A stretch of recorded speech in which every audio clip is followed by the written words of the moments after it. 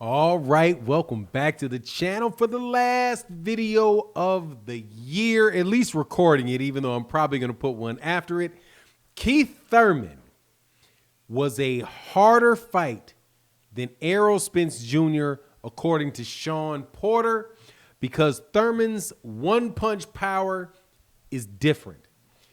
That, I think, says a lot and is the reason why I hope that people take what Shawn Porter says seriously and reconsider the treatment of Keith one-time Thurman.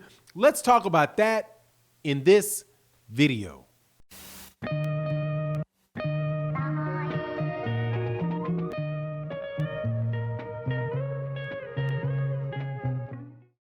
All right, welcome back to the channel. So it has been a magnificent 2020 if you like things that suck, okay? Because, wow, what a year. It is going to be over in just a few hours, and I'm going to end it on this channel by making this video about the best weight division in boxing, a division where we, believe it or not, if you actually look at the fights that have transpired, have given us a lot of great fights over the last several years. Many of those fights, or several of those fights, have included a guy named Shawn Showtime Porter, and I am hoping that he is key to another mega fight that could be taking place in 2021. Now, the fights that he's already had, obviously, are fights with Kell Brook, former IBF champion who took the belt from Shawn Porter, Keith Thurman, who Shawn Porter fought when Shawn Porter was the WBC champion, and Keith Thurman won that belt. At least I do believe that was for the WBC belt. Maybe it wasn't, but he fought him. Lost that champion, that shot at that belt. But he fought him. And he fought Danny Garcia. Fought him for the WBC belt. Fought Errol Spence for the IBF and the WBC belt. And the fight that I'm hoping to get to see him in is another terrific fight with Terrence Crawford. Now, if you look at the career of Shawn Porter and you look at what he actually did in the ring and you see what went on in the ring with him in the fights, he is somebody that, although he has multiple losses, 3 losses, those losses do not define or tell the story of this man's career, because he has been just one of the most essential parts of the welterweight division during a time where I think that it has been in a bit of a renaissance, with the exception of fights not being made between Errol Spence and Terrence Crawford, who really just recently moved up. Not recently, it's been a couple of years now, into the division. However, we're looking forward to what's happening in the division, and people are still talking about Shawn Porter. People are still talking about Errol Spence Jr., obviously, because he beat Danny Garcia. People are talking about Keith Thurman, Shawn Porter, because of the great fight that he put up with Errol Spence. So when Shawn Porter is asked, who was your toughest fight, and he says it's Keith Thurman, that should tell you, dude, that this is a serious fighter in the welterweight division and somebody that we should take seriously and speak of in a manner that may lead to him actually getting fights. And those fights will be fights that we want to see. Keith Thurman, please forgive me, Keith Thurman against anybody is a good, entertaining fight. In fact, if you look at Manny Pacquiao's fight with Adrian Bronner, which was on pay-per-view, and you look at the fight between Manny Pacquiao and Keith Thurman, which was on pay-per-view, which was the bigger fight? Bigger fight was the one with Keith Thurman. The reason that I think that is because people know that Keith Thurman is a legitimate threat to beat anybody.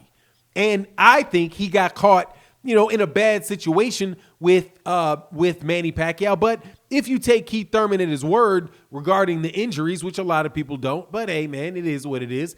I haven't done my research to such a degree that I know without a doubt that he was never injured in one or another type of situation. Whatever, he says that he was injured and he sat out for a very long time. He's not allergic to money, right? Not allergic to money. He's not an unintelligent person by any stretch of the imagination. So I'll take him at his word that the guy was injured. And hey, man, he wasn't at his best when he fought Josecito Lopez after that long layoff. And he wasn't at his best after a fight that he wasn't at his best in against Manny Pacquiao. So if Shawn Porter's saying, look, man, the thing about Keith Thurman is he's a very tough fighter because of his power. Now, how did he say it? He said in the interview that he had been hurt by Keith Thurman just as badly as he was hurt by Errol Spence Jr. when he got dropped, but that he didn't believe that Keith Thurman knew that he was hurt, and that if he knew that he was hurt, then maybe Keith Thurman would have attacked him. And Shawn Porter didn't say this, but Shawn Porter's a human being, so the laws of human beingness apply to him, which is that if you get hurt and somebody keeps doing the same thing that's hurting you, you may wind up unconscious, especially from a guy that's hitting like Keith one-time Thurman. And I remember that Keith Thurman actually did that to both Danny Garcia and Keith and Shawn Porter, and pretty much was early in the fight, hit him with something like boom, right? So you were like, oh, okay, he's got something here. He also did that, Keith Thurman, against Josecito Lopez, because he dropped Josecito Lopez. And Keith Thurman was like, he's like, man, I didn't really know I hit him like that. Now, here's the thing. Keith Thurman may not have, like he said, take him in his word, full faith in his power and really following up and feeling like he can attack you when you're hurt and not actually hurt himself.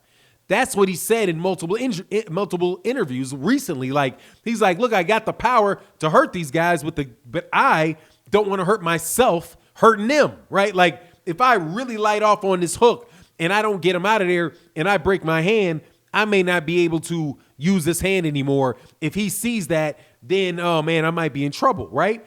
And so, but if Keith Thurman is then telling the truth about what's going on with him now, with his hand and the microfracture surgery, and saying, no, I really feel like I have full faith in my left hook. And I do believe that that's the punch that he said that he had, that is what is missing, right? Because he's like, it's, his jab, he can flick it out and touch somebody on the nose, but even there, he's not feeling like he could really step in and really like land a hard jab with his hand.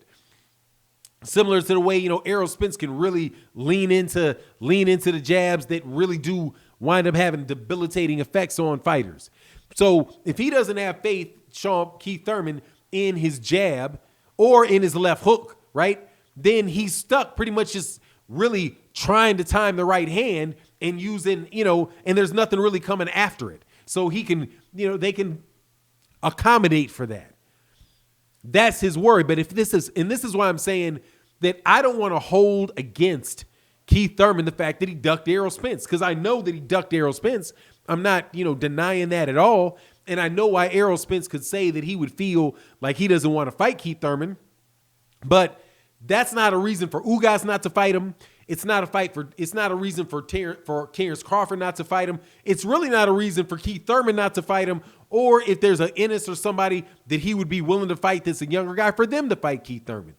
With guys like Keith Thurman and Anthony Joshua, and even guys like Andy Ruiz, when Andy Ruiz got fat and screwed up the second fight, I don't want to throw the baby with the bathwater out in some of these situations, right? Because you can still really get good fights.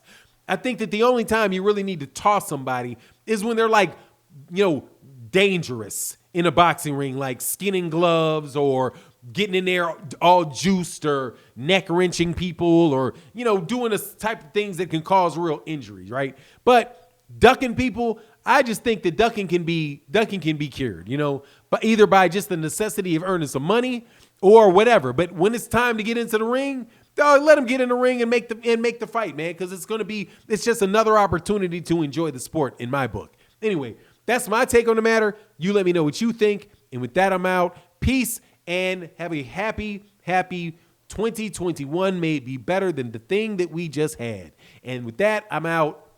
Peace.